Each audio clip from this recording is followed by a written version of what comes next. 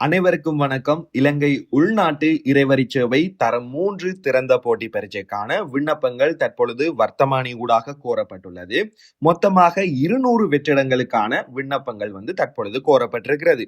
கடந்த முறை விண்ணப்பம் கோரப்பட்ட பொழுது 100 வெற்றிடங்களுக்கு மட்டும்தான் விண்ணப்பம் கோரப்பட்டிருந்தது. ஆனால் இந்த முறை 2 மடங்காக இதற்கான விண்ணப்ப வெற்றிடங்கள் அதிகரிக்கப்பட்டு கோரப்பட்டிருக்கிறது. எனவே இந்த முறை விண்ணப்பிக்கக்கூடியவர்களுக்கு மிகச்சிறந்த ஒரு வாய்ப்பாக இது இருக்கும். எனவே 2 மடங்கு வெற்றிடங்கள் இருக்கிறதால நீங்க தெரிவு செய்யப்படுவதற்கான வாய்ப்பும் மிக அதிகமாகவே இருக்கும்.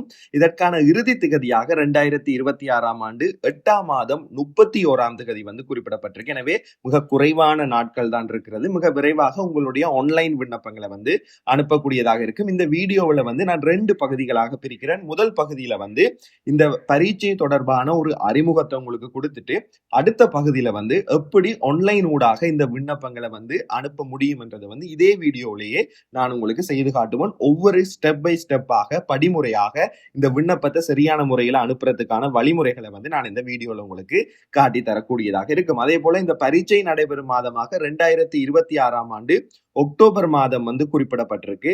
எனவே மிக குறைவான காலப்பகுதி தான் இருக்கு இந்த பரீட்சைக்கு நீங்க தயாராகுவதற்கு. முதலாவது இந்த இலங்கை உள்நாட்டு இறைவரி சேவை என்றது என்னன்னு சொன்னா, உங்களுக்கு தெரியும் இலங்கையினுடைய அரசாங்கத்தினுடைய வருமானத்தினுடைய 50% மேற்பட்ட வருமானம் வரி ஊடாகத்தான் கிடைக்குது. அதாவது நேரடியாக வருமான வரி, அதாவது நிறுவனங்களினுடைய தனிநபர்களினுடைய தனிப்பட்ட வருமான வரி, அதே போல சமூக பாதுகாப்பு வரி அப்படின்னு சொல்லி ஏகப்பட்ட பெறுமதி சேர் வரின்னு சொல்லி பல்வேறு வரிகளின் ஊடாக கிடைக்கக்கூடிய வருமானத்துல தான் இந்த அரசாங்கமே இயங்கி கொண்டிருக்கு. சோ இந்த வரியை சரியான முறையில மக்கள்கிட்ட இருந்து பெற்றுக் கொடுக்கிற வேலையை தான் இத இலங்கை உள்நாட்டு இறைவரி திணைக்களம் செய்து கொண்டிருக்கிறாங்க.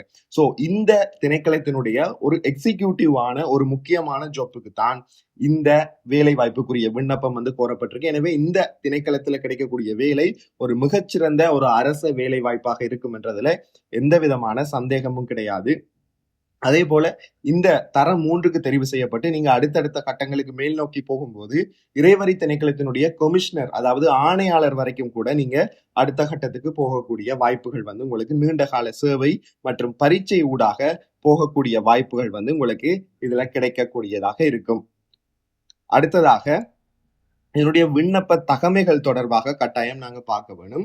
இதற்கான வயது எல்லையாக 22 தொடக்கம் 28 வயதுக்குள்ள இருப்பவர்கள் தான் இதற்கு விண்ணப்பிக்க கூடியதாக இருக்கும். எனவே 28 வயதுக்கு மேற்பட்டவர்கள் நீங்க இந்த விண்ணப்பங்களை அனுப்ப முடியாது. ஆனா அரசாங்க ஊழியராக நீங்க இருக்கிற பட்சத்துல, நிரந்தரமான நியமனம் உள்ள ஒரு அரசாங்க ஊழியராக நீங்க இருந்தால் 35 வயது வரை உங்களுக்கு இந்த வாய்ப்பு வழங்கப்படும். அதே போல ஒருவர் 2 தடவைகள் மட்டும்தான் இதற்கான விண்ணப்பங்களை அனுப்பி பரீட்சையை எழுத முடியும். அப்போ ஒருவர் ஏற்கனவே இந்த இன்லேண்ட் ரெவன்யூ சர்வீஸ் எக்ஸாம் எழுதியிருந்தால் அவருக்கு இது 2வது வாய்ப்பாக இருக்கும். இதுக்கு பிறகு அவர் எழுத முடியாது. அதே போல நீங்க முதல் தடவை இதை எழுதுறீங்கன்னு சொன்னா உங்களுக்கு இன்னும் ஒரு வாய்ப்பு இதுல எழுதுறதுக்கு கிடைக்கக்கூடியதாக இருக்கும். அடுத்ததாக இதற்குரிய கல்வி தகமைகளை நாங்க பார்க்கலாம். இதுல குறிப்பாக ஒரு டிகிரி நீங்க வச்சிருக்கணும். அது எந்த டிகிரியாக இருந்தாலும் பிரச்சனை இல்லை. அது ஒரு பேச்சுலர் ஆஃப் ஆர்ட்ஸ் ஆக இருக்கலாம், அல்லது பேச்சுலர் ஆஃப் சயின்ஸ் ஆக இருக்கலாம், அல்லது ஒரு மெடிக்கல் சயின்ஸ் ரிலேட்டடான டிகிரியாக இருக்கலாம், அல்லது ஒரு மேத்தமெட்டிக்ஸ் சம்பந்தமான டிகிரியாக கூட இருக்கலாம். எந்த டிகிரியாக இருந்தாலும் பிரச்சனை இல்லை.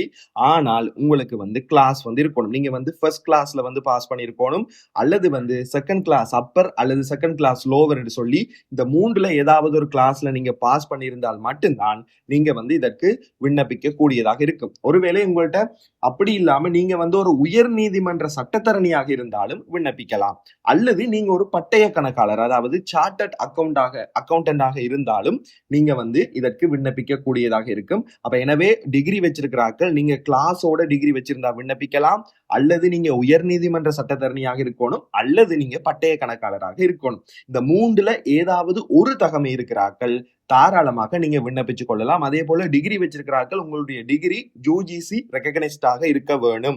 அது தனிப்பட்ட டிகிரி, அதாவது தனியார் டிகிரியாக இருந்தாலும் பிரச்சனை இல்லை, அல்லது அரசாங்கத்தினுடைய பல்கலைக்கழகத்தால வழங்கப்பட்டது அல்லது அரசாங்கத்தால அங்கீகரிக்கப்பட்ட ஒரு நிறுவனத்தால வழங்கப்பட்டதாக இருந்தாலும் சரி, அதுல பல்கலைக்கழக மானியங்கள் ஆணைக்குழுவினுடைய அங்கீகாரம் இருந்தால் நீங்கள் தாராளமாக விண்ணப்பிக்க கூடியதாக இருக்கும் என்றதை வந்து கவனத்துல கொள்ளுங்க. உங்களுக்கு கிளாஸ் இருக்கணும்ன்றதும் வெரி இம்பார்ட்டன்ட். கிளாஸ் இல்லாம நீங்க விண்ணப்பிச்சால் இது உங்களுக்கு கிடைக்காது. இந்த பரீட்சைக்கான வாய்ப்பு வந்து உங்களுக்கு கிடைக்காது. அடுத்த விஷயம் என்னன்னு பாத்தீங்கன்னு சொன்னா, இதற்குரிய சம்பளம் மற்றும் பரீட்சை அமைப்பை பார்க்கலாம். சம்பள அளவு திட்டமாக ரூபாய் 82,150 தொடக்கம் 1,95,970 இதுல உங்களுக்கு ஆரம்பத்துல கிடைக்கக்கூடிய அடிப்படை சம்பளமாக இந்த 82,150 இருக்கும். அதோட உங்களுக்கு ஒரு சில மேலதிக கொடுப்பனவுகளும் கிடைக்கும். அப்ப இந்த மேலதிக கொடுப்பனவுகளும் சேர்ந்து உங்களுக்கு 1,00,000 ரூபாய் வரைக்கும் கூட இந்த சம்பளம் ஆரம்பத்துல கிடைக்கக்கூடிய வாய்ப்புகள் வந்து இருக்கும். இதுல வந்து உங்களுக்கு SL 1/2025 என்ற சம்பள அளவு திட்டத்தின்படிதான் உங்களுக்கு இந்த சம்பளம் வந்து வழங்கப்படும். எனவே அரசாங்க வேலை வாய்ப்புகளிலேயே ஆரம்ப கட்டத்துல மிக அதிகமான சம்பளம் வழங்கக்கூடிய ஒரு வேலை வாய்ப்புகள்ல இதுவும் ஒன்று என்றதை வந்து நீங்க கவனத்துல கொள்ளுங்க. இந்த 1,95,000 உங்களுக்கு நீண்ட கால சேவை மற்றும் படியேற்றங்களின் அடிப்படையில லாங் டேர்ம்ல தான் கிடைக்கும். ஆரம்ப கட்டத்துல உங்களுக்கு இந்த அடிப்படை சம்பளமும் மேலதிக கொடுப்பனவுகளும் வந்து கட்டாயம் கிடைக்கக்கூடியதாக இருக்கு. அதே போல நீங்க 3 மொழியிலையும் இந்த பரீட்சையை விருப்பப்பட்ட எழுதலாம். அதுல சிங்களத்தில் எழுதலாம், அல்லது தமிழ்ல எழுதலாம், அல்லது ஆங்கிலம். உங்களுக்கு விருப்பமான மொழி எதுவோ அதை வந்து நீங்க சூஸ் பண்ணி எழுதி கொள்ளலாம். அதே போல பரீட்சையை பொறுத்த வரைக்கும் உங்களுக்கு முக்கியமாக 3 பாடங்கள் வந்து இந்த பரீட்சைகளை வந்து இருக்கு. இதுல கிரகித்தல் பாடம், இதுக்கு வந்து 1.5 மணித்தியால பேப்பர். இது வந்து உங்களுக்கு தமிழ் மொழி திறன் அறிவை பரிசோதிக்கக்கூடிய ஒரு பேப்பராக இருக்கும் தமிழ் எழுதுறாக்களுக்கு. அதே போல நுண்ணறிவு பேப்பர் IQ, இதுல வந்து உங்களுக்கு 1 மணித்தியால பேப்பர். அதே போல பொது அறிவு இருக்குது. இது வந்து சமூக ரீதியான உள்நாட்டு மற்றும் வெளிநாடுகள்ல சமகாலங்கள்ல நடக்கிற சில முக்கியமான நிகழ்வுகளை உங்களுக்கு வந்து கேட்கக்கூடிய ஒரு பேப்பராக இருக்கும். இதுவும் 1 மணி நேரம். இந்த 3 பேப்பர்லையும் கட்டாயம் நீங்க 40 புள்ளிகளுக்கு மேல எடுக்கணும். எடுத்தாதான் உங்களை ரேங்கிங்லேயே வந்து கன்சிடர் பண்ணுவாங்க. அதுக்கு பிறகு உங்களோட மார்க்ஸ் வந்து ஹை மார்க்ஸா இருந்தா தான் நீங்க வந்து இந்த 200 பேருக்குள்ள ஒரு ஆளை வந்து தெரிவு செய்யக்கூடிய வாய்ப்பு இருக்கும். அதே போல இதுக்கு தேவையான கடந்த கால வினாத்தாள்கள் மற்றும் வழிகாட்டல்கள் உங்களுக்கு தேவை என்று சொன்னா நீங்க எங்களுடைய வாட்ஸ்அப் குழுவில் வந்து இணையலாம். கீழே கமெண்ட்ல பாருங்க, வாட்ஸ்அப் குரூப்பினுடைய லிங்க் இருக்குது, அதுல நீங்க ஜாயின் பண்ணலாம். அல்லது உங்களுக்கு லிங்க் இல்லைன்னா கீழே கொடுத்திருக்கிற வாட்ஸ்அப் நம்பர் ஊடாக நீங்க ஜஸ்ட் ஒரு இன்லேண்ட் ரெவன்யூ ஒரு மெசேஜ் போட்டாலே காணும். உடனடியாக நாங்க உங்களை குழுவில் இணைச்சு உங்களுக்கு தேவையான வழிகாட்டல்களை வழங்கக்கூடியதாக இருக்கும். அடுத்ததாக ஆன்லைன் அப்ளிகேஷன் எப்படி அனுப்புவதுன்றதை வந்து நாங்க ஒவ்வொரு ஸ்டெப்பாக வந்து பார்க்கலாம். இதுல வந்து நேரடியாக நீங்க மொபைல் போன்ல செய்தாலும் சரி, அல்லது கம்ப்யூட்டர் ஊடாக செய்தாலும் சரி, நீங்க கூகுளுக்குள்ள போய் கொள்ளுங்க. அதுல போயிட்டு ஜஸ்ட் வந்து சிலோன் வேக்கன்சி இன்லேண்ட் ரெவன்யூ என்று மட்டும் சர்ச் பண்ணுங்க. சரிதானே? சிலோன் வேக்கன்சி இன்லேண்ட் ரெவன்யூ என்று மட்டும் சர்ச் பண்ணுங்க. இதுல முதலாவதாக உங்களுக்கு ஒரு லிங்க் ஒன்று வரும். இதுல ஓபன் பண்ணீங்கன்னு சொன்னா உங்களுக்கு இப்படி ஒரு பேஜ் ஒன்று வரும். இதுல பாருங்க, இதுல தமிழ் கேசட் ஒரு லிங்க் இருக்கு. அதே மாதிரி இன்லேண்ட் ரெவன்யூ எக்ஸாம் குரூப்பும் இருக்குது. தேவைப்பட்டா ஜாயின் பண்ணிக்கொள்ளுங்க. இதுல தமிழ் கேசட்டுக்கு நேரா இருக்கிற கிளிக் பண்ணீங்கன்னு சொன்னா இப்படி ஒரு பேஜுக்குள்ள போகலாம். இதுல பாருங்க உங்களுக்கு குரூப் லிங்க் இருக்குது. தேவைப்பட்டா ஜாயின் பண்ணலாம். நேரடியாக கீழே வந்தீங்கன்னா உடனடியாக உங்களுக்கு ஆன்லைன் அப்ளிகேஷன் லிங்கும் இதுல இருக்குது. மற்ற விவரங்களும் நேரடியாக கீழே கொடுக்கப்பட்டிருக்கு. தேவைப்பட்டா வாசிச்சு கொள்ளுங்க. இதுல ஆன்லைன் அப்ளிகேஷன் லிங்கை நீங்க நேரடியாக கிளிக் பண்ணும்போது இப்படி ஒரு பேஜுக்குள்ள வருவீங்க. சில பேர் வந்து இப்படி இந்த பேஜுக்குள்ள வராம மற்ற பேஜுக்குள்ள நேரடியா போயிருவீங்க. ஏன்னா இந்த பேஜ் வந்து உங்களுக்கு கட்டாயமாக தெரிஞ்சிருக்கணும். ஏன்னா ஆன்லைன் அப்ளிகேஷன்ல இந்த 3மே முக்கியமான பகுதிகள். இதுல வந்து அப்ளை ஃபார் எக்ஸாம்ஸுக்குள்ள போனா நாங்க நேரடியாக விண்ணப்பங்களை அனுப்பலாம். அது எங்களுக்கு தெரியும். அடுத்தது இந்த எடிட் அண்ட் சப்மிட் என்னன்னு சொன்னா, ஒருவேளை நீங்க விண்ணப்பத்தை வந்து இடையில மிஸ் ஆயிட்டு அல்லது இடையில ஸ்டாப் ஆகி வெளியே வந்துட்டீங்க அல்லது ஏதாவது தவறா வந்து போட்டுட்டீங்கன்னு சொன்னா நீங்க உடனடியாக இந்த எடிட் அண்ட் சப்மிட்ன்றதுக்குள்ள வந்து அந்த விண்ணப்பத்தை திரும்பவும் போய் எடிட் பண்ணி போட்டு சப்மிட் பண்ணி போட்டு வரலாம். சரி, அதுக்காக தான் இந்த எடிட் அண்ட் சப்மிட் என்ற ஆப்ஷன் வந்து தந்திருக்காங்க. அப்ப இந்த லிங்குக்குள்ள வந்தாதான் நீங்க இதுக்குள்ள வரலாம். அடுத்தது கண்டினியூ ஆஃப்டர் பேமெண்ட் இருக்கு இல்லையா? இந்த கண்டினியூ ஆஃப்டர் பேமெண்ட் மிக முக்கியம். ஏன்னா திரும்பவும் இதுக்குள்ள நாங்க வரணும். அப்ப இந்த கண்டினியூ ஆஃப்டர் பேமெண்ட்டுக்குள்ள ஏன் வரணும்னு சொன்னா, நீங்க பியூசி ஊடாகத்தான் கட்டணம் செலுத்த போறீங்கன்னு சொன்னா நீங்க எல்லாமே அப்ளை பண்ணி முடிச்ச பிறகு உங்களுக்கு வந்து ஒரு ரெஃபரன்ஸ் கோட் நம்பர் ஒன்று தருவாங்க. அந்த ரெஃபரன்ஸ் கோட் நம்பருக்கு வந்து நீங்க என்ன செய்யணும், போய் பியூசில கட்டணத்தை செலுத்தின பிறகு திரும்பவும் வந்து நீங்க இந்த கண்டினியூ ஆஃப்டர் பேமெண்ட்டுக்குள்ள ஓபன் பண்ணி இதுக்குள்ள உங்களோட ரெஃபரன்ஸ் கோட்டை கொடுக்க வேண்டி வரும். இந்த ரெஃபரன்ஸ் கோட்டை கொடுத்தீங்கன்னா அந்த ரெஃபரன்ஸ் கோட் ஊடாக நீங்க வந்து உங்களுடைய அப்ளிகேஷனை வந்து டவுன்லோட் பண்ணலாம். சரிதானே? அப்ளிகேஷனை டவுன்லோட் பண்ணோம்னா நீங்க இதுக்குள்ள வரணும். கார்டு மூலமா பே பண்றாங்களுக்கு பிரச்சனை இல்லை. பியூசி ஊடாக பே பண்ற எல்லாருமே கண்டினியூ ஆஃப்டர் பேமெண்ட்டுக்குள்ள வந்து நீங்க உங்களோட அப்ளிகேஷனை டவுன்லோட் பண்ணினாதான் உங்களோட அப்ளிகேஷன் ப்ராசஸ் வந்து முடியும். சரிதானே? இந்த விஷயத்த கவனத்துல கொள்ளுங்க. இப்ப நான் நேரடியாக அப்ளை ஃபார் எக்ஸாம்ஸுக்குள்ள போறேன். இப்படி ஒரு பேஜ் ஒன்று உங்களுக்கு வரும். இதுல நீங்க கீழே ஸ்க்ரோல் பண்ணிட்டே வாங்க. போன்ல பாக்குறாங்களும் நல்லா ஸ்க்ரோல் பண்ணிட்டே கீழே வாங்க. இங்க வந்து நீங்க பார்க்கலாம், நேரடியாக வந்து ஓப்பன் எக்ஸாமினேஷன் சொல்லி கொடுத்துருப்பாங்க. இந்த இருக்கு பாருங்க. நிறைய இதை ஸ்க்ரோல் பண்ணின பிறகுதான் இது இருக்குது. Open competitive examination for recruitment grade 3 of Sri Lanka inland revenue service. இதை சரியாக ஐடென்டிஃபை பண்ணின பிறகுதான் நீங்க அப்ளை என்றதுக்குள்ளேயே போகணும். சரியா? இப்ப இங்க இந்த அப்ளை என்றதை நான் கொடுக்குறேன். கொடுத்தீங்கன்னு சொன்னா இப்படி ஒரு லொகின் பேஜ் வந்து உங்களுக்கு ஓபன் ஆகும். இந்த லொகின் பேஜ்ல வந்து உங்களுக்கு உங்களுடைய என்ஐசியை வந்து கொடுக்கணும். யார் அப்ளிகேஷன் போடுறாங்களோ அவங்களுக்குரிய என்ஐசியை தான் கொடுக்கணும். அடுத்தது இப்ப நீங்க பயன்படுத்தி கொண்டிருக்கிற மொபைல் நம்பர் சரிதான். இதுக்கு தான் உங்களுக்கு அட்மிஷன் லிங்கும் வந்து சென்ட் பண்ணுவாங்க. அடுத்ததாக உங்களுடைய இமெயில் அட்ரஸ், நீங்க தற்சமயம் லொகின் பண்ணி பயன்படுத்தி கொண்டிருக்கிற இமெயில் அட்ரஸை கொடுங்க. பிழையாக கொடுத்துடக்கூடாது. 1க்கு 2 தடவை செக் பண்ணிட்டு கொடுத்துட்டு கீழே I agree with terms and condition என்றதையும் கொடுத்துட்டு கீழே ஐ எம் நாட் ரோபோட் என்றதையும் கொடுத்துட்டு நெக்ஸ்ட்ன்றதை கிளிக் பண்ணுங்க. சரிதானே? உங்களுக்கு உடனடியாக ஓடிபி வந்து உங்களோட மொபைல் நம்பருக்கு அனுப்பப்படும். அனுப்பப்பட்ட உடனே உங்களுக்கு இப்படி ஒரு பேஜ் ஒன்று ஓபன் ஆகும். இதுல உங்களோட என்ஐசி காட்டப்படும், மொபைல் நம்பர் காட்டப்படும், இமெயில் காட்டப்படும், கீழே ஓடிபியை கேட்டிருப்பாங்க. அப்ப உங்களோட மொபைல் நம்பருக்கு வந்த ஓடிபியை உடனடியாக இதுல கொடுத்துட்டு நீங்க சப்மிட் என்றதை வந்து இதுல கொடுத்தீங்கன்னா சரி, உங்களுக்கு உடனடியாக நீங்க அப்ளிகேஷனுக்குள்ள போகக்கூடியதாக இருக்கும். இந்த அப்ளிகேஷனுக்குள்ள போனீங்கன்னா இப்படி ஒரு பேஜ் தான் உங்களுக்கு அப்ளிகேஷன்ல வந்து காட்டப்படும். இதுல வந்து முதலாவதாக வந்து உங்களுடைய மீடியத்தை கேட்கிறாங்க. நீங்க எந்த மொழி மூலத்துல வந்து இந்த பரீட்சையை எழுத போறீங்க. அப்ப உங்களுடைய மொழி மூலம் வந்து சிங்களம்டா சிங்களம், தமிழண்டா தமிழ், இங்கிலீஷ்டா இங்கிலீஷ். சரிதானே? இதுல உங்களுக்கு விருப்பமான மொழி மூலத்தை வந்து நீங்க கொடுத்து கொள்ளக்கூடியதாக இருக்கும். அடுத்ததாக வந்து உங்களுடைய எக்ஸாம் டவுன், நீங்க எந்த டவுன்ல எக்ஸாம் எழுத போறீங்க. இந்த பரீட்சை வந்து கொழும்புல மட்டும்தான் நடத்தப்படும். எனவே நீங்க கொழும்புக்கு போய் தான் எழுத வேண்டிய. எனவே கொழும்புல இருக்கிற இடங்கள் மட்டும்தான் இந்த டவுன்ல வந்து இருக்கும். சரிதானே? அப்ப கொழும்புல இருக்கிற இடங்கள் மட்டும்தான் இதுல காட்டப்படும். எனவே நீங்க இதுல பார்க்கலாம் நொகியகொட, தெஹிவல, மொரட்டுவ, இப்படி பம்பளப்பட்டிய வரைக்கும் இருக்குது. எல்லா டவுன்ஸும் வந்து கொடுத்திருக்காங்க. அப்ப உங்களுக்கு எங்க வசதி இருக்கும், நீங்க உங்க சொந்தக்காரர்கள் தெரிஞ்சாக்கள் இருந்தாலோ அல்லது உங்களுக்கு இலகுவாக பஸ் ஸ்டாண்ட்ல இருந்து போகக்கூடிய இடத்துல இருக்கிற ஒரு சென்டரை தெரிவு செய்து நீங்க செலக்ட் பண்ணி கொள்ளலாம். சரிதான்? இப்ப நீங்க இதை தமிழ் என்று செலக்ட் பண்ணிட்டு இதுல பாத்தீங்கன்னு சொன்னா தமிழ் எங்கெங்கெல்லாம் இருக்கும் அந்த சென்டர்ஸ் எல்லாமே இதுல வரும். இதுல வந்து நீங்க உதாரணமாக தமிழாக்கள் அதிகமாக இருக்கக்கூடியன்னு சொன்னா பம்பளப்பட்டியை வந்து தெரிவு செய்யலாம். சரிதானே? இப்ப உங்களுக்கு வசதியானது எதுவோ அதை வந்து நீங்க டவுனாக வந்து தெரிவு செய்து கொள்ளுங்க. சரிதானே? அடுத்ததாக வந்து உங்களுடைய பர்சனல் இன்ஃபர்மேஷன்ஸ் வந்து கேட்டிருக்கிறாங்க. இதுல வந்து உங்களுடைய நேம் தான் முதலாவதாக கேட்டிருக்கிறாங்க. நேம் வந்து கேட்கப்பட்டிருக்கு. இதுல வந்து உங்களுடைய ஃபுல் நேமை தான் நீங்க கொடுக்கணும். அதுவும் பிளாக் கேபிட்டல் லெட்டர்ஸ், அதாவது ஆங்கில பெரிய எழுத்துக்கள்ல வந்து கொடுக்கணும். அப்ப உங்களுடைய முழு பேர் எப்படி வரும்? உங்களுடைய தகப்பனுடைய பெயர், அடுத்ததாக உங்களுடைய பெயரை வந்து நீங்க கேபிட்டல் லெட்டர்ஸ்ல தான் டைப் பண்ணணும். ஸ்மால் லெட்டர்ஸ்ல டைப் பண்ணக்கூடாது. இதுல போன்ல டைப் பண்றாக்கள் மிக அவதானமா இருக்கணும். என்றால் நீங்க தவறுதலாக ஸ்மால் லெட்டர்ஸ்ல டைப் பண்றதுக்கு வாய்ப்புகள் இருக்கு. சரிதானே? அடுத்தது நேம் வித் இனிஷியல் சொல்லி கேட்டுக்கிறாங்க. அப்ப என்ன சொல்லணும்? முதலாவதாக உங்களுடைய பெயரை எழுதுங்க. சரிதானே? உங்களுடைய பெயர் எழுதிட்டு அடுத்ததாக சிறிய ஒரு இடைவெளி விட்டு உங்களோட அப்பாவினுடைய இனிஷியலை போட்டு, உதாரணமாக உங்களோட அப்பாவுடைய பேர் ராஜான்னு சொன்னா ஆர் தான் இனிஷியல் இல்லையா? அப்ப உங்களுடைய பேருக்கு பிறகு ஆர்ன்றத இனிஷியலா போட்டு ஒரு புள்ளி, அதாவது ஒரு குற்று ஒன்று வச்சு விட்டீங்கன்னா சரி. சரிதானே? இதுல வந்து உதாரணமாக நான் வெளியே காட்டுறேன். மகனுடைய பேர் குமார் என்று வச்சு கொள்வோம். அப்ப மகனுடைய பேரை நான் கேபிட்டல்ல போடுறேன் குமார். அப்பாவுடைய பேர் ஆர் என்று போட்டு நான் ஒரு புள்ளி ஒன்று வைக்கிறேன். சரிதானே? இங்க மேல வந்து எப்படி போடுவீங்கன்னு சொன்னா ராஜா குமார் வரும். அப்பாவுடைய பேர் ராஜா, மகனுடைய பேர் குமார், இப்படித்தான் ஃபுல் நேம் வரும். சரிதானே? இது ஒரு உதாரணத்துக்காக நான் எழுதி காட்டினான். அதுபோல குமாரார், இது எல்லாமே கேபிட்டல் தான். அதே போல உங்களுடைய பெர்மனன்ட் அட்ரஸ், நீங்க நிரந்தர முகவரியை வந்து போஸ்டல் டவுனை போடாம முகவரியை மட்டும், உங்களுடைய வீட்டினுடைய இலக்கம், நீங்க இருக்கிற ரோட், நீங்க இருக்கிற ஏரியாவை மட்டும் குறிப்பிட்டு இதுல பெர்மனன்ட் அட்ரஸை வந்து கொடுங்க. அதுவும் கேபிட்டல் லெட்டர்ஸ்ல. அடுத்ததாக உங்களுடைய போஸ்டல் டவுன் எதுவோ அதை வந்து கேபிட்டல் லெட்டர்ஸ்ல வந்து இதை நீங்க கொடுக்க வேணும். சரிதானே? அதையும் கேபிட்டல்ல கொடுத்துட்டு அடுத்ததாக ஜெண்டர் கேட்டிருக்கிறாங்க. ஜெண்டர் என்று சொல்றது என்ன? நீங்க ஆனா பெண்ணான்றதை கேட்கிறாங்க. அப்ப மேல் அல்லது ஃபீமேல்ன்றது இதுல செலக்ட் பண்ணி கொள்வீங்க. அதெல்லாம் இலகுவாக செய்யலாம். அடுத்தது உங்களுடைய சிவில் ஸ்டேட்டஸ் என்ன? நீங்க மெரிடா அன்மெரிடான்றது கேட்கிறாங்க. சரிதானே? நீங்க திருமணமாகாத ஒருவர் அன்மெரிட் கொடுங்க, திருமணமான ஒருவர் மெரிட் கொடுங்க. சரிதானே? அடுத்ததாக வந்து உங்களுடைய எத்னிக் குரூப் வந்து கேட்கிறாங்க. அதாவது நீங்க எந்த பிரிவை சேர்ந்தவர்ன்றது. இப்ப இதுல வந்து நீங்க பார்க்கலாம் சிங்களம், தமிழ், இந்திய தமிழ், முஸ்லீம் அல்லது அதர். சரிதானே என்று கொடுத்திருக்கிறாங்க. அப்ப இதுல வந்து நீங்க தமிழ் பேசுற ஒருவராக தமிழராக இருந்தால் தமிழ் என்று கொடுங்க, அல்லது மலையகத்தை சார்ந்த இந்திய தமிழராக இருந்தால் நீங்க இந்தியன் தமிழ் என்றதையும், முஸ்லீம் ஆளாக இருந்தால் முஸ்லீம் என்றதையும் வந்து நீங்க தெரிவு செய்யலாம். அல்லது இது தவிர்த்து நீங்க பரங்கியராக அல்லது வேறு ஏதாவது ஒரு எத்தனை குரூப்புக்குள்ள வருவீங்களா இருந்தா நீங்க அதர் என்றதை வந்து தெரிவு செய்து கொள்ளலாம். சரிதானே? இப்படியான வாய்ப்புகள் வந்து இதுல கொடுக்கப்பட்டிருக்கு.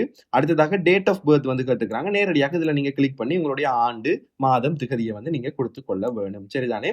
அடுத்ததாக age as at the date of fulfilling of qualifications. அப்ப ഇതിന്റെ அர்த்தம் என்னன்னு சொன்னா, இந்த முடிவு திகதியான 31ஆம் திகதி 8ஆம் மாதம் அன்று உங்களுடைய வயது என்ன, அதுவும் நீங்க ஆண்டு, மாதம், நாள் இது மூன்றையும் கொடுக்கணும். இப்போ உதாரணமாக இந்த 31ஆம் திகதி 8ஆம் மாதம் அன்று என்ன வயதோ அதைத்தான் கொடுக்கணுமே தவிர இன்னைக்கு உங்களுக்கு என்ன வயதோ அதை கொடுக்க கூடாது. சரிதானே? அதுக்கு நீங்க வந்து நார்மலாக கூகுள்ல போயிட்டு ஏஜ் கால்குலேட்டர் சொல்லி சர்ச் பண்ணுங்க. சர்ச் பண்ணிட்டு இதுல பாருங்க ஏஜ் கால்குலேட்டர் ஒன்று வரும். இதுல போயிட்டு உங்களோட டேட் ஆஃப் பர்த் கொடுக்கலாம். உதாரணமாக நான் கொடுக்குறேனே ஒரு செப்டம்பர் மாதம் ஒரு 5ஆம் தேதி ஒரு சாதாரணமா ஒரு நார்மலாக நான் ஒரு டேட் ஒன்று கொடுக்குறேன். சரியா? 2001ஆம் ஆண்டு பிறந்த ஒருவர். சரியா? இப்ப age at the date of எந்த டேட்டுக்கு பார்க்கணும்? நாங்க பார்க்கணும் அது ஆகஸ்ட் மாதம் 31ஆம் தேதிக்கு பார்க்கணும். சரியா? 31ஆம் தேதி 2020 கால்குலேட் பண்ணீங்கடா எப்படி வருது?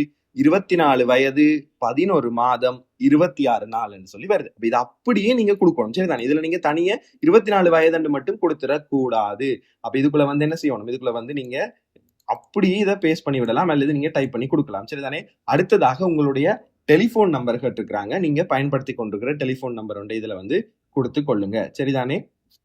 அடுத்தது மிக முக்கியமான பகுதி உங்களுடைய கல்வி தகமைகளை வந்து கேட்டிருக்கிறாங்க. இதுல உங்களுடைய டிகிரியினுடைய எஃபெக்டிவ் டேட். அப்ப எஃபெக்டிவ் டேட் என்று சொல்றது கன்வெகேஷன் டேட் இல்லை, உங்களுடைய டிகிரியை வந்து நீங்க பூர்த்தி செய்த திகதி. சரிதானே? அப்ப அது வந்து உங்களோட டிகிரி சர்டிபிகேட்ல இந்த டேட்ல இருந்து உங்களோட அல்லது இந்த மாதத்துல இருந்து உங்களோட டிகிரி வந்து எஃபெக்டிவ் ஆகுதுன்னு சொல்லி போட்டிருப்பாங்க. அந்த டேட்டை அந்த மாதத்தை தான் நீங்க இதுல வந்து கொடுக்க வேணும். சரிதானே? அது அப்படி உங்களுக்கு ஒருவேளை டிகிரி சர்டிபிகேட் கையில இல்ல, டிரான்ஸ்கிரிப்ட் மட்டும் தான் இருக்குது, கன்வெகேஷனுக்காக வெயிட் பண்ணி கொண்டிருக்கிறீங்கன்னு சொன்னா உங்களுக்கு ஒரு வழி இருக்கு. நீங்க நேரடியாக உங்களுடைய யூனிவர்சிட்டிக்கு கால் பண்ணி அதுல கேட்டு அந்த டேட்டை வந்து கொடுத்து கொள்ளலாம். அடுத்ததாக உங்களுடைய யூனிவர்சிட்டியினுடைய நேமை கொடுத்துக் கொள்ளுங்க, அல்லது பிரைவேட் யூனிவர்சிட்டினா அந்த இன்ஸ்டிடியூஷன் நேமை வந்து கொடுத்துக் கொள்ளுங்க. அடுத்தது உங்களுடைய யூனிவர்சிட்டியில போய் நீங்க ரெஜிஸ்டர் பண்ணும்போது உங்களுக்கு ஒரு ரெஜிஸ்ட்ரேஷன் நம்பர் ஒன்று தந்திருப்பாங்க. அந்த நம்பரை வந்து இதுல வந்து நீங்க கொடுக்க வேணும். சரிதானே? அடுத்ததாக நீங்க வந்து எக்ஸ்டர்னல் டிகிரி முடிச்சீங்களா இல்ல இன்டர்னல் வெளிவாரி பட்டதாரியா அல்லது உள்வாரி பட்டதாரியான்னு கேட்கறாங்க. அதை வந்து நீங்க நேரடியாக இதுல தெளிவாக கொடுத்துக் கொள்ளலாம். அடுத்ததாக உங்களுடைய டிகிரியினுடைய பெயர். சரிதானே? முழு பெயரையும் வந்து நீங்க கொடுக்கணும். பேச்சுலர் ஆஃப் சயின்ஸ் அக்கௌண்டிங்கா, பேச்சுலர் ஆஃப் சயின்ஸ் வந்து வேற ஏதாவது அல்லது பேச்சுலர் ஆஃப் ஆர்ட்ஸா என்றதை வந்து நீங்க இதுல தெளிவாக கொடுக்க வேணும். டிகிரி ப்ரோக்ராம கொடுத்த பிறகு அடுத்ததாக உங்களுடைய சப்ஜெக்டை கேட்கறாங்க. நீங்க எந்த ஃபீல்டுல வந்து இந்த டிகிரியை முடிச்சிருக்கிறீங்க? அக்கௌண்டிங் ஃபீல்டா அல்லது ஜியோகிராஃபியா அல்லது மெடிக்கல் சயின்ஸா? எந்த ஃபீல்டாக இருந்தாலும் அந்த ஃபீல்டை வந்து நீங்க இதுல கொடுக்கலாம். சில பேர் வந்து இப்ப பேச்சுலர் ஆஃப் ஆர்ட்ஸ் முடிச்சிருப்பீங்க, 3 ஸ்பெஷல் வந்து செஞ்சுப்பாங்க. 3 சப்ஜெக்ட்ல வந்து மேஜர் சப்ஜெக்டாக அந்த 3 சப்ஜெக்டையும் நீங்க இதுல குறிப்பிட்டுக் கொள்ளலாம். அல்லது தனியாக ஒரு சப்ஜெக்ட்ல ஸ்பெஷல் செய்தாக்கள் அந்த சப்ஜெக்டை மட்டும் இதுல குறிப்பிட்டீங்கன்னா சரி. சரிதானே? அதே போல அடுத்ததாக வந்து கிளாஸ் கேட்டிருக்கிறாங்க. இந்த கிளாஸ் வந்து நீங்க இதுல டைப் பண்ணணும். ஃபர்ஸ்ட் கிளாஸா அல்லது செகண்ட் கிளாஸான்றதை வந்து டைப் பண்ணணும். அடுத்ததாக நீங்க அப்பரா லோவரான்றதை வந்து கீழே வந்து செலக்ட் பண்ணி கொள்ளணும். சரிதானே? ஃபர்ஸ்ட் கிளாஸ் ஆக்களுக்கு அப்படி வராது, செகண்ட் கிளாஸ் ஆக்களுக்கு அப்பர் அல்லது லோவர் சொல்லி வரும். சரிதானே? அடுத்ததாக மீடியம் கேட்டுக்கிறாங்க. நீங்க இந்த டிகிரியை வந்து எந்த மொழியில வந்து படிச்சீங்க? நீங்க ஆங்கிலத்தை ஆங்கிலம், தமிழண்டா தமிழ், சிங்களம்டா சிங்களம்னு சொல்லி கொடுத்து கொள்ளலாம். அடுத்ததாக இருக்கிற பகுதி வந்து அதாவது பப்ளிக் சர்வீஸ், அதாவது அரசாங்கத்தினுடைய நிரந்தர நியமனத்தில் இருக்கிற ஆக்களுக்கு மட்டும்தான் அந்த பகுதி வந்து நிரப்ப வேண்டி இருக்கு. மற்ற ஆக்கள் நிரப்ப வேண்டிய அவசியம் இல்லை. அப்ப அதுல வந்து உங்களுடைய அரசாங்க ஊழியராக இருந்தீங்கன்னு சொன்னா இப்ப என்ன போஸ்ட்ல வந்து இருக்கிறீங்களோ அதை முழுமையா கொடுக்கணும். அடுத்தது அது என்ன கிரேட் 3ஆ கிரேட் 2ஆன்றதை வந்து கொடுக்கணும். அடுத்தது வந்து டேட் ஆஃப் அப்பாயின்மெண்ட், நீங்க அப்பாயின்மெண்ட் எடுத்த டேட். அடுத்தது உங்களுக்கு கன்ஃபர்மேஷன் ஆகின டேட். இது ரெண்டையும் வந்து இதுல கொடுத்து கொள்வீங்க. அடுத்தது பீரியட் ஆஃப் சர்வீஸ்ல வந்து எவ்வளவு காலம் வந்து நீங்க சர்வீஸ்ல இருக்கிறீங்க. 5 வருடம்னா 5 வருடம், 10 வருடம், எத்தனை வருடங்களோ அதை வந்து நீங்க இதுல தனியாக வருடத்தை மட்டும் கொடுக்காம மாதம் நாளோட கொடுக்கணும். சரிதானே? இப்ப நீங்க அப்பாயின்மெண்ட்ல இருந்து கணக்கு பார்க்கணும். இன்றைக்கு வரைக்கும் எத்தனை வருடங்கள், எத்தனை மாதங்கள், எத்தனை நாட்கள்ன்றதை நீங்க ஏஜ் கால்குலேட்டர்ல போட்டு பார்த்து கொள்ளக்கூடியதாக இருக்கும். அப்படி நீங்க கால்குலேட் பண்ணலாம். கால்குலேட் பண்ணி எல்லாமே சரி என்று முடிச்ச பிறகு நீங்க இங்க சர்வ்ன்றது இந்த மஞ்சள் கலர்ல இருக்கிற சர்வ்ன்றதை கொடுத்துட்டு சப்மிட் திஸ் அப்ளிகேஷன்ன்றதை கொடுத்தீங்கன்னா நீங்க டைப் பண்ணி கொடுத்த அவ்வளவு விஷயமும் ஒரு ஃபார்ம் மாதிரி உங்களுக்கு காட்டப்படும். அந்த ஃபார்ம்ல இருக்கிற எல்லாமே சரியான்றதை திரும்ப ஒருக்கா வெரிஃபை பண்ணிக்கொள்ளுங்க. பிழை இருந்தா திரும்ப பேக் வந்து சேஞ்ச் பண்றதுகளை பண்ணிக்கொள்ளுங்க. சரியா? பண்ணின பிறகு உங்களுக்கு இப்படி ஒரு கீழே அடியில பாருங்க, இதை நீங்க டிக் பண்ணி போட்டு ப்ரொசீட் என்று கொடுக்குற மாதிரி ஒன்று வந்து உங்களுக்கு வரும். சரிதானே? இதை நான் இதுல காட்டுறேன். இதுல வந்து நீங்க பாத்தீங்கன்னு சொன்னா ப்ரொசீட்ன்றதை கிளிக் பண்ண உடனே எல்லாம் ஓகேன்ற பிறகு உங்களுக்கு இப்படி பேமெண்ட் பண்றதுக்கான ஒரு வெரிஃபிகேஷன் ஒன்று வரும். அதுல 1200 காட்டப்பட்டு இதுல ப்ரொசீட் டு பேமெண்ட் இருக்கும். இந்த ப்ரொசீட் டு பேமெண்ட்டை நீங்க கிளிக் பண்ண வேணும். சரிதானே? ப்ரொசீட் டு பேமெண்ட்டை கிளிக் பண்ணீங்கன்னா உங்களுக்கு அடுத்ததாக பேமெண்ட் மெத்தட் சொல்லி ஒன்று காட்டப்படும். சரியா? இந்த பேமெண்ட் மெத்தட்ன்றது என்னன்னு சொன்னா இதுல பாருங்க, என்ன மெத்தட்ல வந்து நீங்க பேமெண்ட் பண்ண போறீங்க. நீங்க விசா கார்டுல பண்ண போறீங்கன்னா விசா கார்டு அல்லது மாஸ்டர் கார்டுனா இந்த ஆப்ஷனை செலக்ட் பண்ணணும். கார்டு என்ற ஆப்ஷனை செலக்ட் பண்ணிக்கொள்ளுங்க. நேரடியாக கார்டு நம்பர் டீடைல்ஸ்களை கொடுத்து நீங்க பே பண்ணிக்கொள்ளுங்க. அல்லது நீங்க பிஓசி ஊடாக பே பண்ண போறீங்கன்னா மட்டும் நீங்க பே வித் பிஓசின்றதை கொடுத்துட்டு ப்ரொசீட் சொல்லி கொடுத்தீங்கன்னா சரி, உங்களுக்கு கீழே வந்து பாருங்க, உங்களுக்கு உடனடியாக வந்து ஒரு இப்படி ஒரு ரெஃபரன்ஸ் நம்பர் வந்து காட்டப்படும். இந்த ரெஃபரன்ஸ் நம்பரை ஸ்கிரீன்ஷாட் பண்ணி எடுத்துக்கொள்ளுங்க. மெசேஜுக்கும் அந்த ரெஃபரன்ஸ் நம்பரை உடனடியாக வந்து அனுப்பிடுவாங்க. அப்ப உங்களுக்கு அந்த ரெஃபரன்ஸ் நம்பர் வந்து கையில் வந்து இ ஸ்டார்ட் ஆகும். நம்பரும் எழுத்துக்களும் மிக்ஸ் ஆகினமாய் வரும். சரிதானே? இந்த ரெஃபரன்ஸ் நம்பரை நீங்க என்ன செய்யலாம்னா நேரடியாக பிஓசி பேங்குக்கு போய் ஸ்லிப்ல ஃபில் பண்ணி கொடுத்தும் பே பண்ணலாம். அல்லது பிஓசி ஃபிளெக்ஸ் சொல்லி ஒரு ஆப் இருக்குது. இதுதான் அந்த அப்ளிகேஷன். சரி, அந்த பாருங்க, இந்த ஃபிளெக்ஸ் என்ற ஆப்புக்குள்ள போயிட்டு அதுல பாருங்க நியூ பில் பேமெண்ட்டுக்குள்ள போயிட்டு அதுக்குள்ள நீங்க கவர்மெண்ட் பில்ஸ் இருக்குது, அதுல டிபார்ட்மெண்ட் ஆஃப் எக்ஸாமினேஷன் வரும். வந்த பிறகு அதுல வந்து நீங்க இதுல உங்களோட ரெஃபரன்ஸ் நம்பர் அமௌண்ட் 1200 எல்லாம் கொடுத்துட்டு கண்டினியூ வந்து கொடுத்தீங்கன்னா உங்களோட பேமெண்ட் வந்து செலுத்தப்படும். இந்த பிஓசி ஃபிளெக்ஸ் வச்சிருக்கிற ஆப் வச்சிருக்கிறார்கள் நேரடியாக இந்த மெத்தட்டை பயன்படுத்தி நீங்க பேமெண்ட் பண்ணிக்கொள்ளுங்க. அப்படி இல்லாதாக்கள் நேரடியாக பிஓசி பேங்குக்கு போங்க. அல்லது உங்களுக்கு இந்த பிஓசி ஃபிளெக்ஸ் ஊடாக வந்து பேமெண்ட் பண்ணி தரணும் என்று சொன்னா நீங்க எங்களை கண்டெக்ட் பண்ணாலும் எங்களுக்கு பேமெண்ட்டை போட்டீங்கன்னா நாங்க உங்களுக்கு அந்த ரெஃபரன்ஸ் நம்பரை வச்சுக்கொண்டு உங்களுக்கு பேமெண்ட்டை வந்து செய்து தருவோம். கிளாஸ்ல இருக்கிறார்களுக்கு நாங்க அந்த வசதிகளை வளமையாகவே செய்து கொடுக்குறோம் நாங்க. சரிதானே? சோ இதுதான் வந்து வளமையான மெத்தட். இந்த ரெஃபரன்ஸ் நம்பருக்கு நீங்க பேமெண்ட்டை போட்ட பிறகு என்ன செய்யணும், நான் நேரத்தோட சொன்னா தானே கண்டினியூ ஆஃப்டர் பேமெண்ட்டுக்குள்ள வரணும். கண்டினியூ ஆஃப்டர் பேமெண்ட்டுக்குள்ள வந்து உங்களோட ரெஃபரன்ஸ் நம்பரை கொடுத்து உங்களோட அப்ளிகேஷனை டவுன்லோட் பண்ணின உடனே உங்களுக்கு ஒரு மெசேஜ் வரும், உங்களோட அப்ளிகேஷன் ப்ராசஸ் இஸ் கம்ப்ளீட். அந்த மெசேஜ் வந்துச்சேண்டா எல்லாமே கம்ப்ளீட் ஆகிட்டு பெர்ஃபெக்டா முடிஞ்சது என்றதுதான் அதனுடைய அர்த்தமாக வந்து இருக்கும். கீழே கொடுத்துருக்கிற வாட்ஸ்அப் நம்பருக்கு கண்டெக்ட் பண்ணி நீங்க வழிகாட்டல் வகுப்புகளில் வந்து இணைந்து கொள்ளலாம். தொடர்ச்சியாக நாங்க 4 வருடங்களாக வழிகாட்டல் வகுப்புகள் வந்து செய்து கொண்டிருக்கோம். அண்மையில கூட என்வாயன்மெண்டல் ஆஃபீஸர்ல 23 பேர் எங்களோட வழிகாட்டலுக்கு கீழே இன்டர்வியூக்கு செலக்ட் ஆயிருந்தாங்க. அதே போல எம்எஸ்ஓ எக்ஸாம்ல வந்து நாடளாவிய ரீதியில முதலாம் இடத்தை கூட எங்களுடைய மாணவர் ஒருத்தர் தான் பெற்றுக்கொண்டார். நிதுஜன் என்று சொல்லி யாழ்ப்பாண மாணவர். அவருக்கு நியமனமும் கிடைச்சிருக்குது. மொத்தமாக 36 பேர் வந்து அந்த பெட்ச்ல வந்து நியமனங்கள், எம்எஸ்ஓ நியமனங்கள், அதாவது மேனேஜ்மெண்ட் சர்வீஸ் ஆபீசர் நியமனங்களை வந்து பெற்றுக்கொண்டாங்க. எனவே தொடர்ச்சியாக பல்வேறுபட்ட வகுப்புகள் வந்து தற்பொழுது நடந்து கொண்டிருக்கு. ஏடிஓ எக்ஸாம், கஸ்டம்ஸ் கிளாஸ், அதே போல கோட் கிளாக்குக்கான வழிகாட்டல் கூட தற்பொழுது நடந்து கொண்டிருக்கு. நீங்க தேவைப்பட்ட கீழே இருக்கிற வாட்ஸ்அப் நம்பர் ஊடாக நேரடியாக தொடர்பு கொள்ளலாம்.